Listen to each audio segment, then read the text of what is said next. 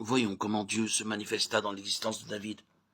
Cet homme était rempli de zèle pour l'Éternel, sans être pour autant passé par l'expérience d'une rencontre personnelle avec le Tout-Puissant.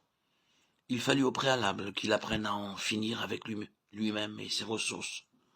Lorsque son épouse, son ami et même les prêtres ne furent plus en mesure de le préserver des attaques de la jalousie et des désirs homicides de Saül, il se réfugia dans une caverne et invoqua l'Éternel.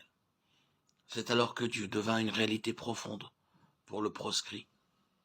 Il se mit à composer de nombreux psaumes, devenus une source d'inspiration pour des personnes de toutes classes, de toutes conditions, disséminées dans le monde entier. Dans le psaume 120 au verset 2, il soupire « Délivre mon âme des lèvres mensongères, et une langue trompeuse sont à la source de nombreuses souffrances, qu'il s'agisse de nous-mêmes ou d'autres personnes. Lorsque nous avons menti, nous perdons notre paix et causons du préjudice à autrui. Lorsque d'autres profèrent des mensonges à notre sujet, il en résulte de la souffrance pour nous. Ainsi donc, les mensonges, quels qu'ils soient, rendent malheureux. Et nous constatons que seul le Dieu vivant, le Dieu d'amour, peut nous préserver, nous sauver des agressions de la langue mensongère. Nous lisons au verset 3 du psaume 120.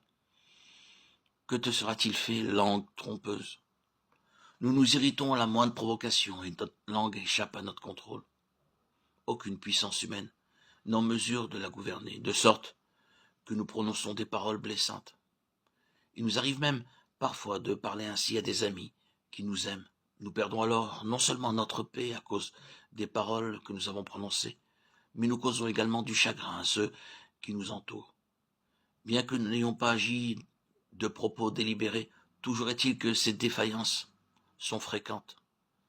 Seule la puissance de Dieu peut nous aider à dominer nos langues. Considérons les versets 1 à 15 du chapitre 3 de Jacques et plus particulièrement les versets 4 à 6. La taille du gouvernail d'un navire est petite en comparaison du reste du bâtiment. Pourtant, le capitaine peut diriger le navire à son gré parce qu'il est maître de la barre. Nous avons besoin de placer notre langue sous l'autorité de la puissance de Dieu. Et c'est alors que nous deviendrons capables d'apporter du réconfort à ceux qui sont dans le besoin. Nous pourrons dire avec une humilité réelle que nous sommes désolés d'avoir causé du tort.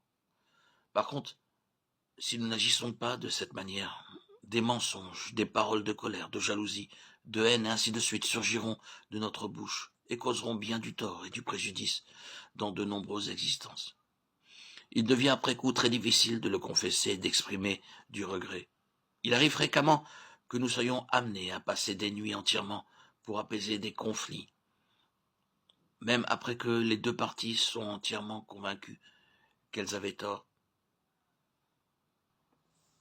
refusent d'exprimer des regrets ou de se demander pardon mutuellement. Elles reconnaîtront volontiers leur part dans le malentendu, mais quant à dire « je regrette », ceci leur semble une impossibilité. C'est pourquoi le psalmiste reconnaît dans le psaume 121 qu'il invoqua Dieu dans sa détresse. Il rappelle comment sa propre langue et celle des autres avaient prononcé des paroles d'orgueil, de haine et de colère.